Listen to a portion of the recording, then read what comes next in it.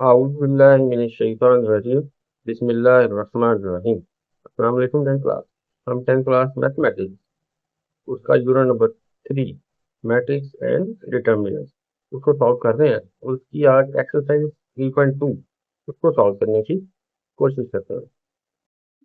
10th class exercise 3.2 उसको start करने से पहले हम इस मैट्रिक्स की टाइप देख लेंगे। हमारे पास इसकी टाइप कितनी है। तो टाइप ऑफ मैट्रिक्स में हमारे पास जो पहली टाइप है वो है रो मैट्रिक्स।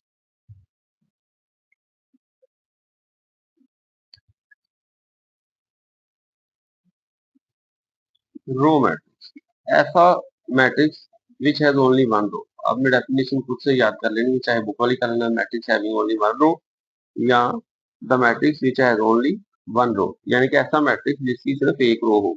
जैसे कि हमारे पास एक मैट्रिक्स है उसमें 1 2 एंड 3, ये 3 एंट्री है, यानी कि इसके 3 एलिमेंट है और सिर्फ एक ही रो बन रही है, तो उसको कहेंगे रो मैट्रिक्स। या वो इस तरह का भी हो सकता है, खाली 1 A B C D 1 2 3 कुछ भी हो, तो एक ही रो है। The matrix which has only one row is called row matrix. Number 2, column matrix.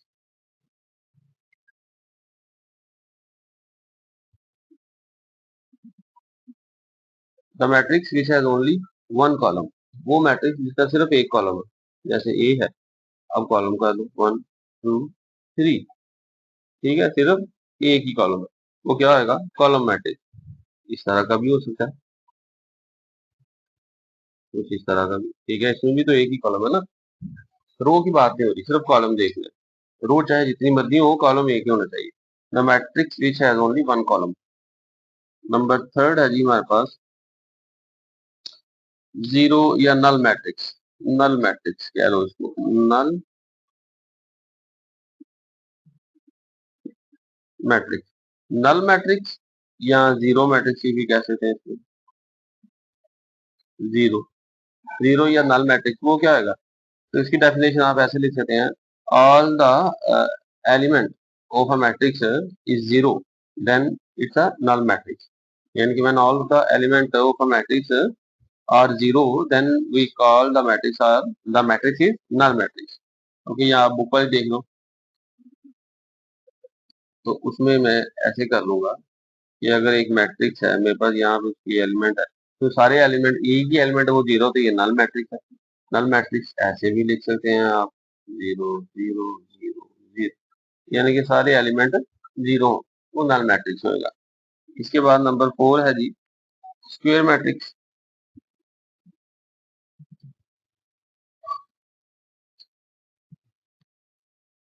Square matrix यानी कि the matrix which has a same number of rows and number of column. ठीक, the matrix which have equal number of rows and column, 1 2 5 6, ठीक है, जैसे ये इसमें 2 रोज है और इसमें 2 ही कॉलम है, ठीक है। The matrix which has a equal number of rows and column is called square matrix. कुछ और एग्जांपल दे दो, 0 1 2 3, ये देखो ना इक्वल नंबर है। अगर मैं यहाँ पे एक एक एलिमेंट और भी लगा दूं, ठीक, और ये इसमें कितनी रोज है, 3 है, कॉलम कितने हैं, 3 है, तो ये भी स्क्वायर मैट्रिक्स होएगा। आई थिंक आपको नजर नहीं आ रहा ये, ठीक है। The matrix which has same number of rows and columns, जैसे इसमें 2 रोज है और 2 कॉलम है, इसमें 3 रोज है और 3 कॉलम है, तो ऐसा मैट्रिक्स जिसमें number of rows and number of column equal हो वो स्क्वायर मैट्रिक्स कहलाता है। तो मैं डेफिनेशन नहीं लिख रहा, वो आपकी बुक जो है उसका पेज नंबर 50 है, वहां पे डेफिनेशन आपको मिल जाएगी।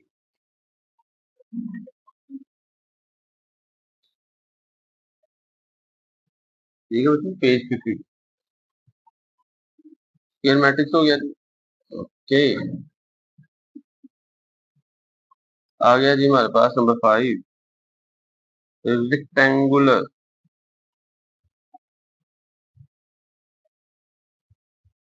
रेक्टेंगुलर 3। अब ये क्या होता है? ऐसा मैट्रिक्स जिसमें number of rows and number of column equal ना हो। ऐसा मैट्रिक्स जिसमें number of rows and column equal ना हो, जैसे ये 1 2 3 0 7 6, ये एक मैट्रिक्स है।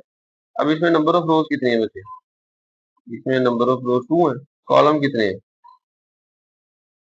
3 है। ठीक है, तो इसमें number of rose number of column के इक्वल नहीं है। तो ऐसा मैट्रिक्स जिसमें नंबर ऑफ रोज इक्वल ना हो नंबर ऑफ कॉलम के, तो वो क्या कहलाता है जी? Rectangular matrix. ओके, यहाँ तक क्लियर है बच्चों? जी, तो आ गया जी हमारे पास एक, वो है डायगोनल। Diagonal matrix. अब ये जो डायगोनल मैट्रिक्स है, अब डायगोनल पहले समझो होता क्या है। ठीक है, यानी कि आपने ट्रायंगल बच्चों देखी हुई है ना? ट्रायंगल कुछ इसी शेप की होती है ना, ये ये और ये, है ना? यहाँ हमारे पास कुछ इस तरह की हो सकती है। ठीक है, या हमारे पास इस तरह की हो सकती है। ओके, अब ये जो स्लोप वाली साइड होती है, ये वाली, ये स्लोप जो होती है ये वाली साइड, ये इसको डायगोनल बोला जाता है। ये है डायगोनल। ये क्या है? ये है जी डायगोनल। अब मैट्रिक्स में जो डायगोनल साइड होती है ना, जैसे मेरे पास एक मैट्रिक्स है, मैट्रिक्स ए है जी, वो है 1 0 0।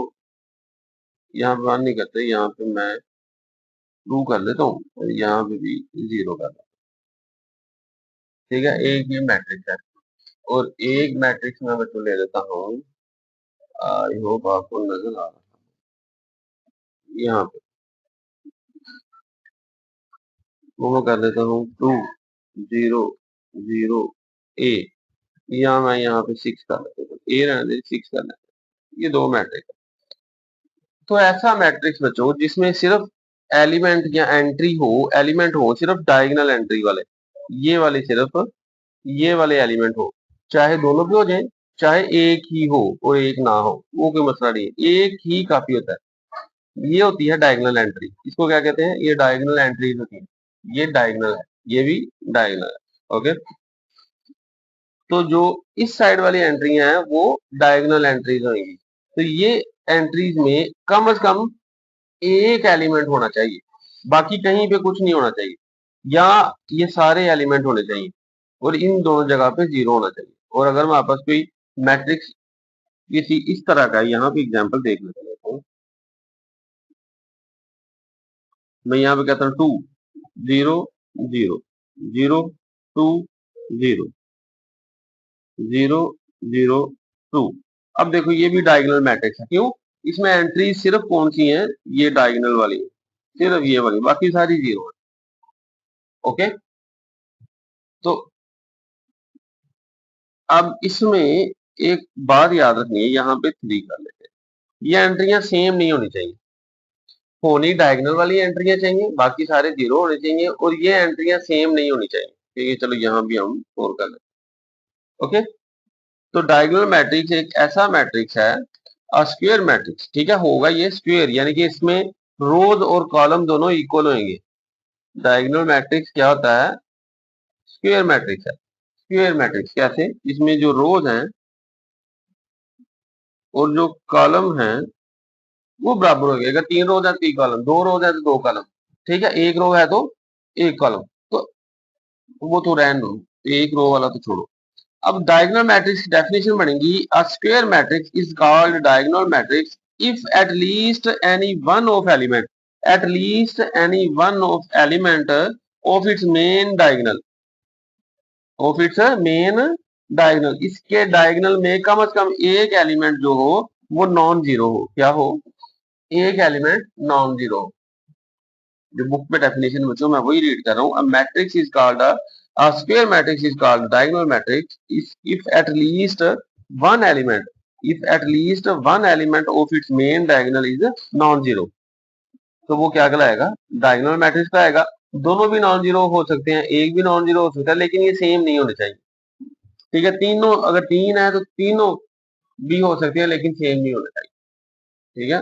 अब 3 वाले पे भी आप अप्लाई कर सकते हैं कि जहां पे 0 भी हो सकते हैं, तो कम से कम एक एलिमेंट नॉन जीरो होना चाहिए मेन डायगोनल। ठीक है, इसका बात समझ आ रही है बच्चों? हाँ, तो चले जी अब ये नेक्स्ट टॉपिक देखते हैं। तो बच्चों इसकी 7th वाली हमारे पास प्रॉपर्टी है। अब डायगोनल हमने पढ़ लिया था, उसके बाद है स्केलर।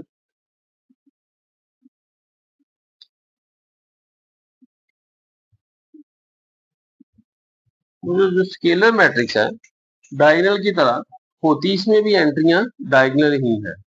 इसमें भी एंट्रियां डायगोनल एंट्रियां होती हैं। अगर एक स्क्वायर मैट्रिक्स है तो उसमें अगर यहाँ पे एंट्री 2 है, बाकी इस जगह पे 0 होगी, तो यहाँ भी 2 होगी। ठीक है, बस फर्क ये है कि स्केलर मैट्रिक्स में भी डायगोनल एंट्रियां हैं, लेकिन दोनों सेम है। दोनों सेम है। इसकी और एग्जांपल इस तरह समझो, जैसे ए है 0 एंड 0, 0 ए 0, 0 0 ए। ठीक है, अब देखो इसमें 3 रोज हैं,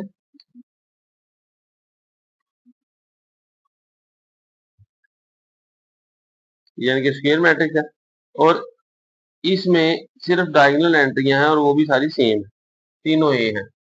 तो ये होएगा स्केलर मैट्रिक्स। तो इसकी डेफिनेशन आपकी बुक के लिहाज से a diagonal matrix is called a diagonal matrix, क्योंकि इसमें सिर्फ डायगोनल एंट्री है। तो ऐसा डायगोनल मैट्रिक्स जिसमें all entries in the main diagonal are the same and non zero, जिसमें तमाम एंट्री सेम हो और नॉन जीरो हो, एक भी जीरो नहीं होना चाहिए। अगर जीरो हो गया तो वो वापस डायगोनल बन जाएगा, वो स्केलर नहीं होएगा।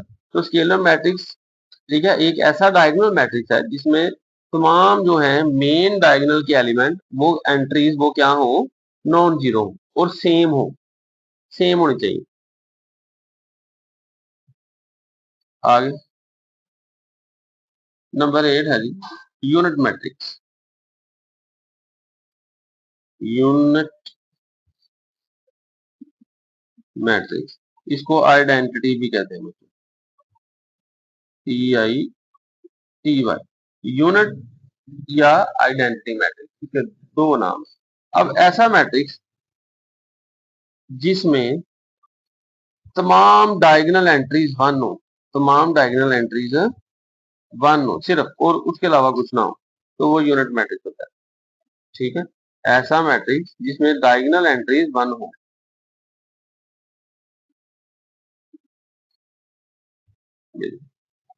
ठीक है, तो वो हमारे पास यूनिट मैट्रिक्स रहेगा, यानी कि डायगोनल एंट्री में हो सेम, लेकिन वन के अलावा कुछ नहीं हो सकता, ना टू ना थ्री। तो हमारे पास तीन टाइप के ये मैट्रिक्स है डायगोनल वाले।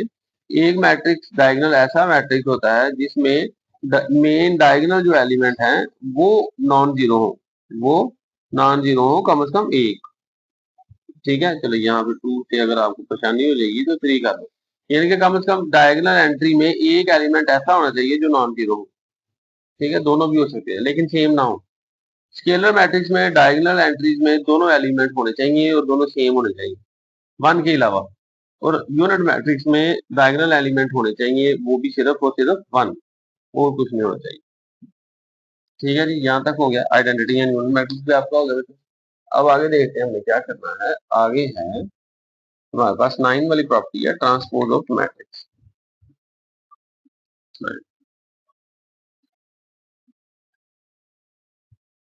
ट्रांसपोज है। अब ट्रांसपोज बच्चे क्या होता है?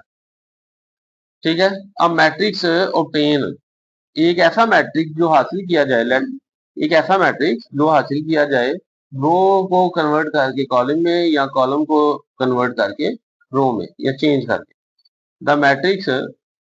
ठीक है, the transpose matrix that we can get to convert the rows into a column. Okay, जैसे एक मैट्रिक्स ए है जी, मेरे पास यहाँ है 3 5 0 एंड 7। ओके, अब देखो मेरे पास बच्चों ये मैट्रिक्स ए है, मुझे इसका अब ट्रांसपोज लेना है।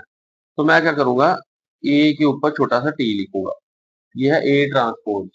तो इसी तरह मैं इस मैट्रिक्स के ऊपर भी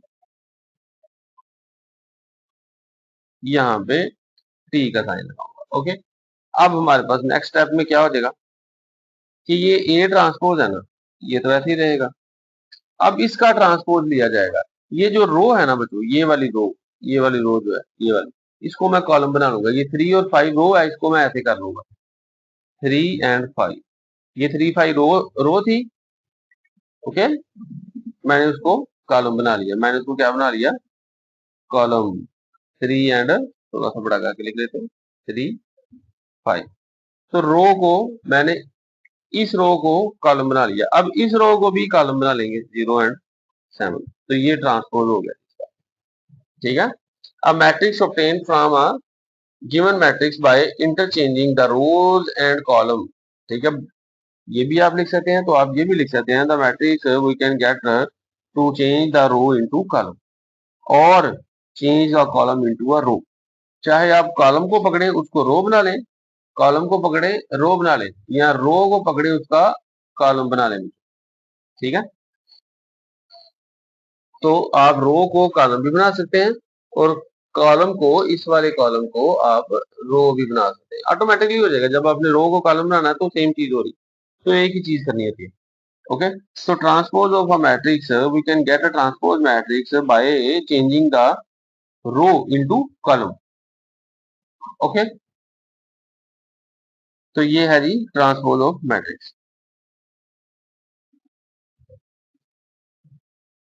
तो बच्चों इसकी नेक्स्ट प्रॉपर्टी है जी प्रॉपर्टी नंबर 10, यानी कि टाइप्स इसकी मैट्रिक्स की, वो है सिमेट्री।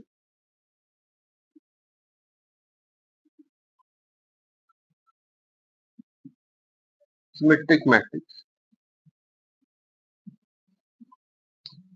सिमेट्रिक मैट्रिक्स एक ऐसा मैट्रिक्स, एक ऐसा स्क्वायर मैट्रिक्स सिमेट्रिक कहलाएगा अगर उसका ट्रांसपोज लिया जाए तो वो इक्वल ओरिजिनल की आ रही। ठीक है, कि ए एक ट्रांसपोज ए है, वो इक्वल हो जाएगा अपने ही ट्रांसपोज के। एक मैट्रिक्स ए है, उसका ट्रांसपोज दिया जाए तो वो अपने रीजनल के इक्वल ही आए। क्या, वो अपने जैसे ही ए इक्वल ही आए, उसे सिमेट्रिक मैट्रिक कहते हैं। लेट्स सी कि एक मैट्रिक्स ए है, वो है 2 3 एंड 3 4 रोज है। पहली रो 2 3, दूसरी रो 3 4। तो इसका मैं अगर ट्रांसपोज लेता हूँ बच्चे, तो मैं ए का ट्रांसपोज लूंगा और 2 3 एंड 3 4 इसका भी ट्रांसपोज लूंगा, तो मेरे पास क्या आंसर आएगा। ये ट्रांसपोज, इसका मैं ट्रांसपोज ले लूंगा तो आंसर क्या आ जाएगा। ये 2 3 रो है तो मैं इसको कॉलम बना लूंगा, ये 3 4 रो है मैं इसको भी कॉलम बना लूंगा। तो देखो मेरे पास जो मैट्रिक्स आया वो ओरिजिनल ए जैसा ही आया ना। ठीक है, जो मैट्रिक्स आया वो ए जैसा ही आया। क्यों, क्योंकि ये मैट्रिक्स था 2 3 3 4 में, मैंने इस मैट्रिक्स का क्या लिया, ट्रांसपोज लिया। तो ट्रांसपोज लेके जब सॉल्व किया तो फिर से 2 3 3 4 आ गया। तो अगर एक मैट्रिक्स ए है, कोई कोई भी मैट्रिक्स है, कोई भी स्क्वायर मैट्रिक्स है, तो उसका अगर ट्रांसपोज लिया जाए, वो ट्रांसपोज लेके भी उसका आंसर ओरिजिनल जैसे ही आए, तो वो स्क्यू सिमेट्रिक कहला और सिमेट्रिक मैट्रिक्स कहलाएगा। ठीक है, तो a square matrix A is called a symmetric if it is equal to its transpose. अब कोई भी मैट्रिक्स, ठीक है, a square matrix is called a symmetric matrix if it is equal to its transpose. अगर वो अपने transpose के equal होएगा तो सिमेट्रिक कहलाएगा। ठीक है जी, आई होप आपको समझ आ गई होगी। आ गया बच्चों हमारे पास स्क्यू सिमेट्रिक मैट्रिक्स। पहले था सिमेट्रिक, अब है स्क्यू सिमेट्रिक। तो ऐसा मैट्रिक्स, ठीक है, जिसका ट्रांसपोज लिया जाए। ठीक है, कोई भी मैट्रिक्स ए है, ठीक है, उसका मैंने लिया ट्रांसपोज, तो वो इक्वल आ गए अपने ही मैट्रिक्स के एडिटिव इनवर्स के इक्वल आ जाए। ठीक है, अगर पॉजिटिव था तो वो नेगेटिव हो जाए सारा। अगर एक मैट्रिक्स है उसका ट्रांसपोज लिया जाए तो उसका जो ट्रांसपोज लेने के बाद आंसर आए वो ओरिजिनल के नेगेटिव के बराबर आए। ठीक, square matrix A is called, या any matrix is called, any square matrix is called skew symmetric if if A transpose, अगर उसका ट्रांसपोज जो है वो इक्वल हो जाए उसके नेगेटिव के। ठीक है, any matrix, any square matrix is called square symmetric if their transpose equal to its negative matrix और इनवर्स, एडिटिव इनवर्स मैट्रिक्स, या नेगेटिव भी आप कह सकते हैं। एग्जाम्पल देख लेते हैं। अगर एक मैट्रिक्स बी है, वो 0, -5, 5 और 0 है। मैं इसका ट्रांसपोज लेता हूँ, बी का ट्रांसपोज, और मुझे इसका भी लेना पड़ेगा 0, -5, 5 एंड 0 का भी ट्रांसपोज लेना पड़ेगा। तो मेरे पास क्या आ जाएगा जी, बी ट्रांसपोज इक्वल किसके आ जाएगा। अब इसको रो को मैं कॉलम में चेंज कर रहा हूँ, और इस रो को मैं इस कॉलम में चेंज कर रहा हूँ। ठीक है, अब जरा देखो, यहाँ पे ये जो पहली रो थी, इसमें 5 माइनस का था। अब जो रो आई है इसमें 5 क्या हो गया, पॉजिटिव। और यहाँ पे जो सेकंड रो थी उसमें 5 पॉजिटिव था, इस सेकंड रो में 5 नेगेटिव है। ठीक है, तो इसका मतलब है कि जो पॉजिटिव था नेगेटिव था, जो पॉजिटिव हो गया, जो पॉजिटिव था वो नेगेटिव हो गया। तो ये अपना बी का मैंने ट्रांसपोज लिया, तो इक्वल किसके आ गया, अपने नेगेटिव मैट्रिक्स। ठीक है, तो ये हमारे पास क्यू सिमेट्री होता है।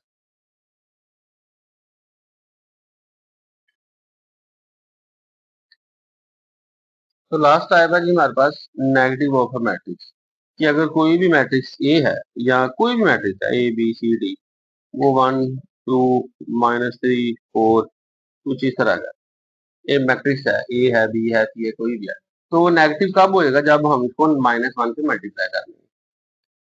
ठीक है, मैं मैट्रिक्स ए को क्या कर रहा हूँ, -1 से मल्टीप्लाई कर रहा हूँ, और बच्चों क्या बन जाएगा, -a, और -1 अंदर जाके मल्टीप्लाई आएगा, minus minus plus -1 1 1 minus plus -2 minus minus +3 और -4। तो ये हमारे पास नेगेटिव होगा मैट्रिक्स आ जाएगा। कब आ जाएगा, जब हम किसी भी मैट्रिक्स को -1 से मल्टीप्लाई करेंगे। तो इसकी डेफिनेशन क्या बन जाएगी, the negative of a matrix A is obtained by multiplying each of element.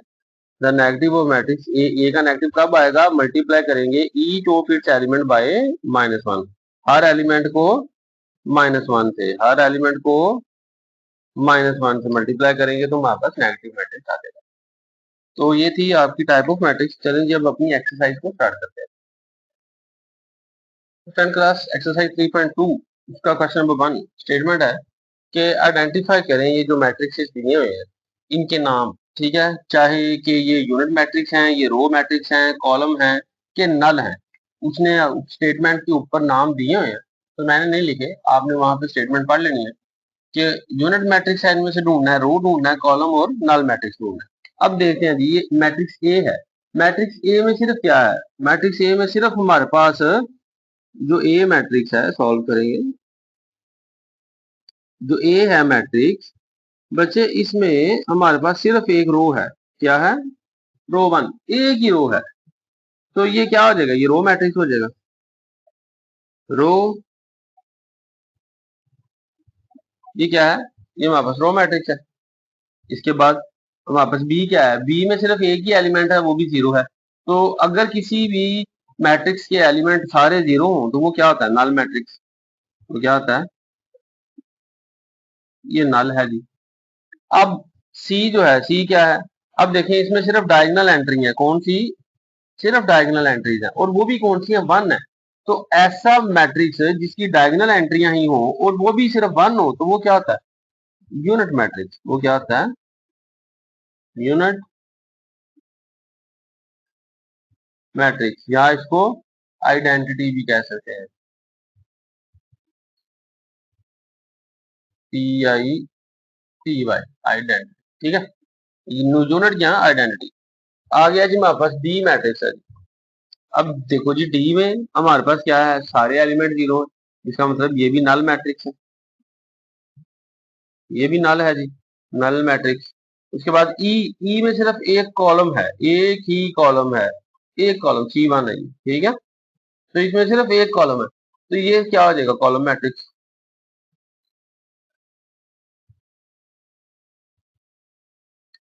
इसके आगे भी आप नल मैट्रिक्स लिख सकते हो, MATRAX, नल मैट्रिक्स। ठीक, आगे ये भी हमारे पास एक ही कॉलम है, F वाला भी, तो ये भी कॉलम है,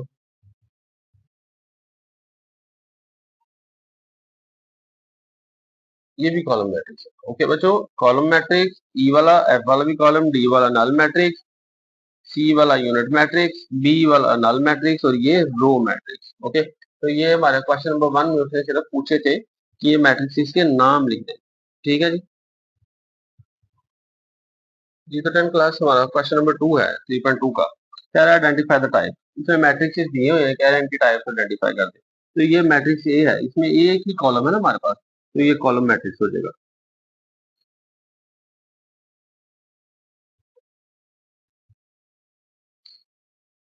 कॉलम मैट्रिक्स ये बी है। देखो इसमें number of rose number of column के इक्वल है। ये हमारे पास पहली रो है R1, ये R2 है, ये कॉलम 1 है, ये कॉलम 2 है, यानी कि दो रोज है दो कॉलम है, तो ये क्या है स्क्वायर मैट्रिक्स हो जाएगा। क्या स्क्वायर मैट्रिक्स। ओके, आ गया जी सी वाला। देखो जी सी में हमारे पास क्या है, नंबर ऑफ रोज कितनी है जी, रो 1 रो 2, एक दो रो है, कॉलम कितने हैं C1 C2 C3, दो रो है तीन कॉलम है, नंबर ऑफ रोज इक्वल नहीं है नंबर ऑफ कॉलम के, तो ये हमारे पास रेक्टेंगुलर मैट्रिक्स है। ठीक है, कौन सा बच्चे, रेक्टेंगुलर। चलो जी आगे। अच्छा इसका नाम पूरा लिख लें फिर।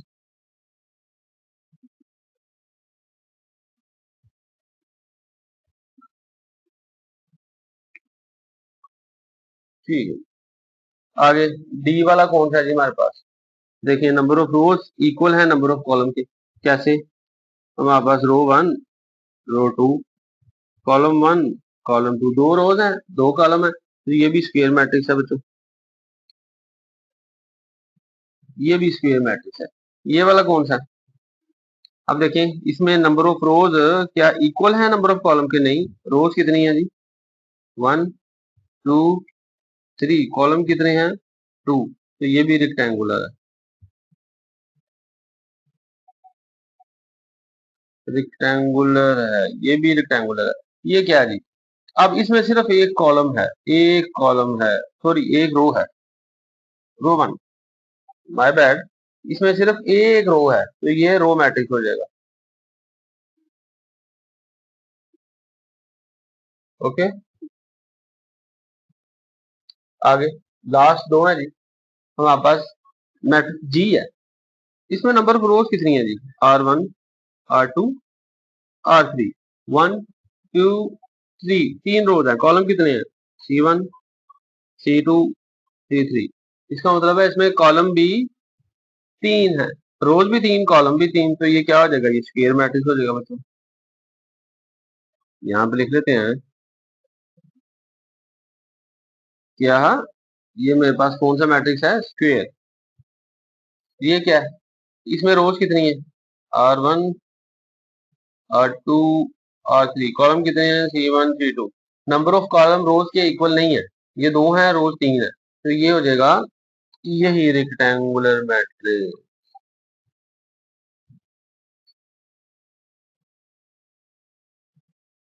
ये भी रेक्टेंगुलर है।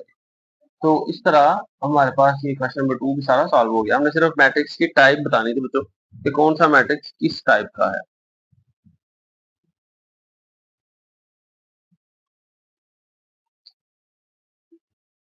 जी तो बच्चों हमारी एक्सरसाइज 3.2 का क्वेश्चन 3 है।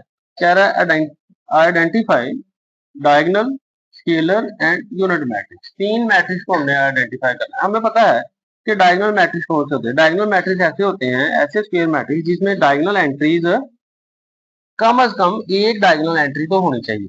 ठीक है, तो देखो अब ये मैट्रिक्स है, ये मैट्रिक्स है, इसमें डायगोनल एंट्री यही है ना, तो इसमें कम से कम एक एलिमेंट तो मौजूद है ना, एक एंट्री है, तो इस मीन कि हमारा सी वाला जो है वो डायगोनल है। ठीक है, हमारा जो सी वाला है वो डायगोनल मैट्रिक्स है, यहाँ पे डायगोनल लिख सकते हैं।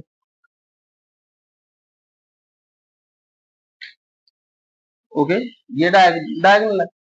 आगे डायगोनल और है बीच में, हाँ डी वाला देखो, हमने बात की थी कि डायगोनल मैट्रिक्स वो मैट्रिक्स होते हैं जिसमें डायगोनल एंट्रीज में कम से कम एक एंट्री हो, अगर दो भी हो तो दोनों सेम नहीं होने चाहिए, तो ये भी डायगोनल होता है। ये भी हमारे पास डायगोनल है, डायगोनल ये भी है। आगे आगे बात हो रही है जी स्केलर की। तो स्केलर मैट्रिक्स ऐसे मैट्रिक्स होते हैं, ऐसे स्क्वायर मैट्रिक्स जिसमें डायगोनल एंट्री सेम हो, वन ना हो। तो देखो इसमें डायगोनल एंट्री है लेकिन दोनों सेम है, तो ये स्केलर हो जाएगा, ये स्केलर है। और ये जो ई वाला बच्चों, इसमें भी डायगोनल एंट्री है और ये भी दोनों सेम है वन के अलावा, तो इसका मतलब ये भी स्केलर है। अब रह गया हमारे पास यूनिट मैट्रिक्स। तो यूनिट ऐसा होता है जिसमें डायगोनल एंट्री होनी चाहिए सिर्फ, और वो भी वन होनी चाहिए, वन के अलावा कुछ नहीं होनी चाहिए। तो वो ये है, ये यूनिट मैट्रिक्स है, यूनिट या आइडेंटिटी।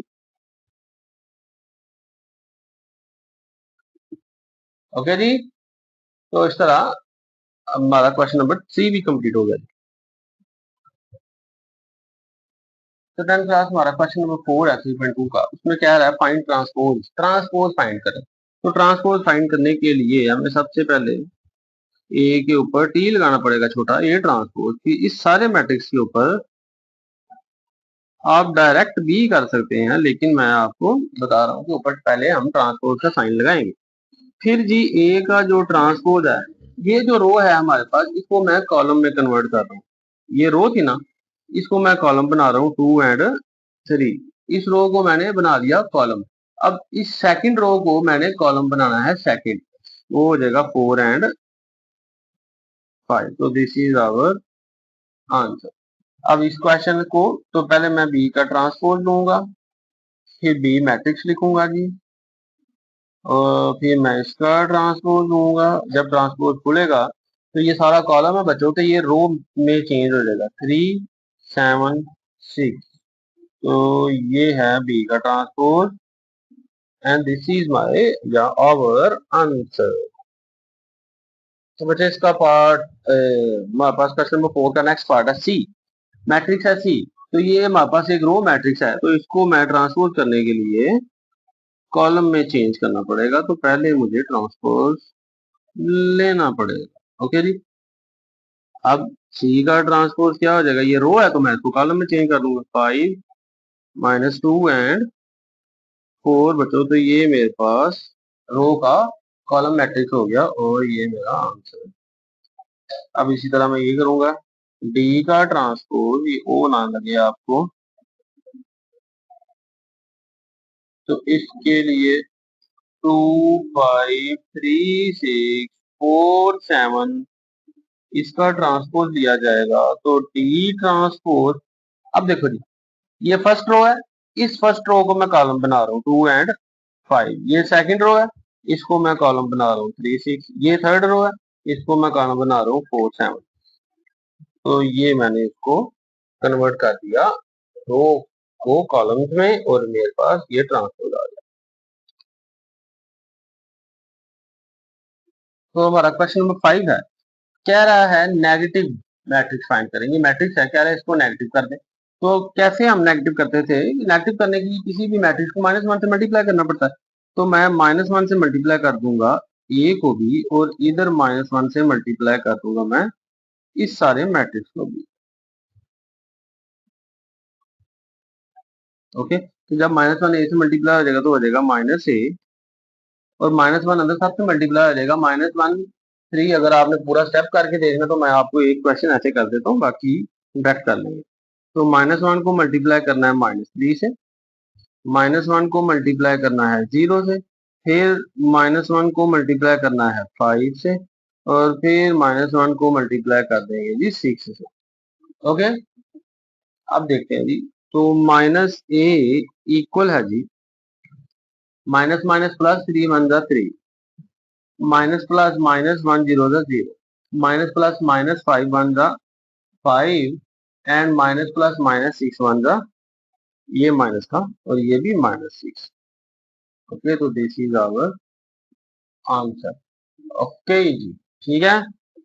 अब मैं इस वाले मैट्रिक्स को कर रहा हूँ, तो -1 से मल्टीप्लाई करूंगा बी को, और इस वाले सारी मैट्रिक्स की साइड को b -1 से मल्टीप्लाई हम करेंगे बच्चों। -3 3 -2 एंड 2, इस वाली सारी साइड को -1 से मल्टीप्लाई करना है। ये तो हो जाएगा -b। अब ये डायरेक्ट कर रहा हूँ, माइनस माइनस प्लस 3 1 जा 3, माइनस प्लस माइनस 3 1 जा 3, माइनस माइनस प्लस 2 1 जा 2, माइनस प्लस माइनस 2 1 जा 2। ओके, तो ये हो गया नेगेटिव मैट्रिक्स फाइंड।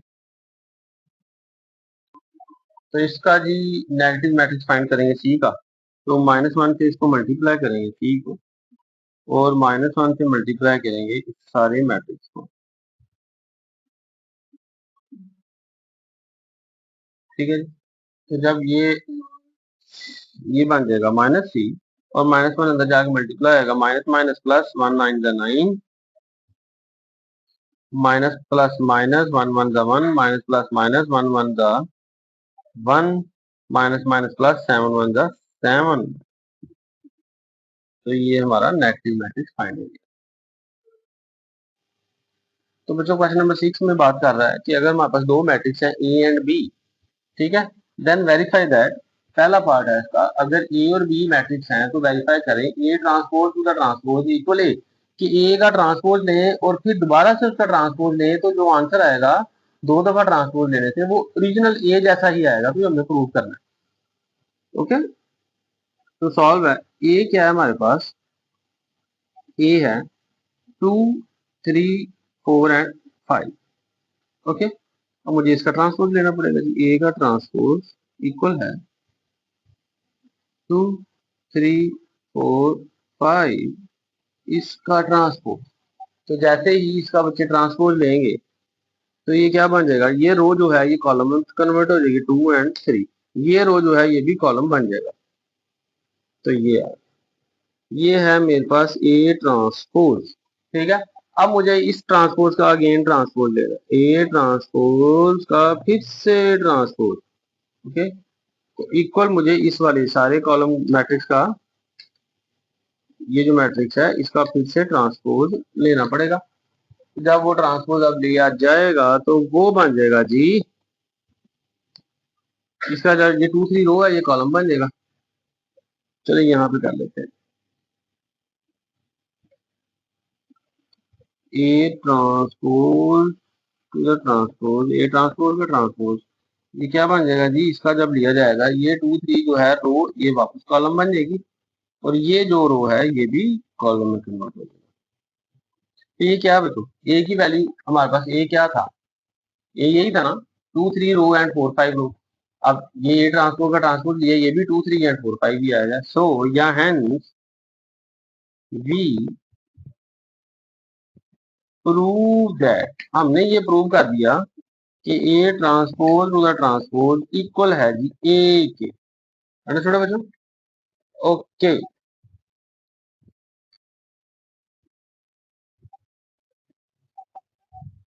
अब इसका सेकंड पार्ट है जी। सेकंड पार्ट में बात कर रहा है कि बी का ट्रांसपोज लेके अगेन ट्रांसपोज दिया जाए तो वो बी के इक्वल आएगा। तो अब हमने ये प्रूव करना है कि बी ट्रांसपोज का ट्रांसपोज किसका है, बी के इक्वल है। तो उसके लिए हम इस मैट्रिक्स का यूज करेंगे, तो सॉल्व करेंगे।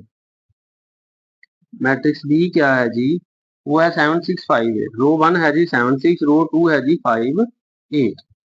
अब मुझे बोथ साइड ट्रांसपोज लेना पड़ेगा, बी ट्रांसपोज 7 6 5 8 ट्रांसपोज। जब इसका ट्रांसपोज लिया जाएगा तो बच्चों ये जो रो है ये रो कॉलम में बन जाएगी 7 6, और ये भी रो कॉलम में आएगी। अब मुझे क्या करना है, बी ट्रांसपोज का अगेन ट्रांसपोज लेना है। तो ये जो मैट्रिक्स था 7 5 और 6 एंड 8, बच्चों इसका भी अगेन ट्रांसपोज लेंगे। तो ये 7 5 रो है तो ये कॉलम बन जाएगा, ये 6 8 रो है तो ये भी कॉलम बन जाएगा। तो बी ट्रांसपोज, ओके जी। अब देखो जरा कि हमारे पास ये जो बी ट्रांसपोज का ट्रांसपोज सॉल्व किया तो ओरिजिनल जैसे ही आ गया ना बी जैसा ही, तो हम लिख सकते हैं हेंस वी प्रूव दैट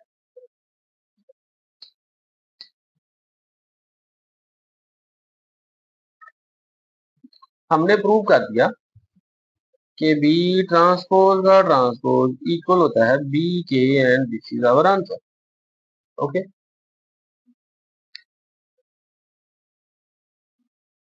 ये तो 10 क्लास 3.2 एक्सरसाइज का लास्ट क्वेश्चन है, क्वेश्चन नंबर 7। बात हो रही है शो दैट, तो हमने इस दफा जी शो मारनी है बच्चों और वो शो क्या मार रही है कि ये जो मैट्रिक्स एल है ये एक सिमेट्रिक मैट्रिक है। हमने प्रूव करना है कि ये जो मैट्रिक्स उसने दिया है एल, जो कि हमारे पास एक स्क्वायर मैट्रिक्स है 3 बाय 3 का, तो वो कह रहा है कि बताओ कि ये एक सिमेट्रिक मैट्रिक है। ये हमें शो करना है। तो चलें जी, शो मारने की कोशिश करते हैं। सोल्व। अब वी नो दैट, सबसे पहले तो हम एल लिखेंगे ना, मैट्रिक्स एल है क्या, वो लिखेंगे जी। फर्स्ट रो है 2, 3 एंड 4, सेकंड रो है 3, -2 एंड 5, थर्ड रो है जी 4, 5 एंड 0। ये एक 3 बाय 3 का मैट्रिक्स है। तो वी नो दैट, हम जानते हैं जी, बिकॉज क्या जानते हैं कि अगर किसी मैट्रिक्स का ट्रांसपोज लिया जाए और वो अपने ओरिजिनल के इक्वल आ जाए तो वो सिमेट्रिक होता है। ठीक है, तो इसका मतलब है कि मैं अगर इस मैट्रिक्स का ट्रांसपोज लूंगा और वो ओरिजिनल अपने ही जैसा आ गया तो मैं कहूंगा this matrix is symmetric matrix. Okay, तो मुझे अब क्या करना पड़ेगा, मुझे बाय टेकिंग क्या एल का ट्रांसपोज लेना पड़ेगा। मैट्रिक्स एल का ट्रांसपोज है जी 2, 3, 4, 3, -2, 5, 4, 5 एंड 0। इसका ले लिया जी ट्रांसपोज बच्चों। तो एल का ट्रांसपोज लिया तो हमारे पास बच्चों क्या बनेगा, देखो ये फर्स्ट रो है, ये कॉलम में चेंज हो जाएगी। 2, 3, 4 है तो ये 2, 3 एंड 4 कॉलम बन गया। ये 3, -2, 5 है तो ये 3, -2, 5 कॉलम बन गया। थर्ड रो है 4, 5 एंड 0 तो ये कॉलम बन गया 4, 5 एंड 0। अंडरस्टूड है जी। अब जरा देखो, गौर करो जी, हमारे पास जो मैट्रिक्स एल था वो क्या था, 2, 3 एंड 4। जो हमने एल का ट्रांसपोज लिया वो भी क्या आ गया, 2, 3 एंड 4 सेम है ना। मैट्रिक्स एल उसकी सेकंड रो क्या थी, 3, -2, 5। अगर हमने ट्रांसपोज लिया फिर सेकंड रो क्या आ गया, 3, -2, 5। मैट्रिक्स एल थर्ड रो क्या थी, 4, 5 एंड 0। ट्रांसपोज लिया तो उसकी थर्ड रो क्या आ गई, 4, 5, 0। एनी डिफरेंस, नो जी, there is no difference between two matrix L and the L transpose. So we can say that hence we prove कि L का ट्रांसपोज लिया तो वो इक्वल एल के ही आया। So it is a symmetric matrix.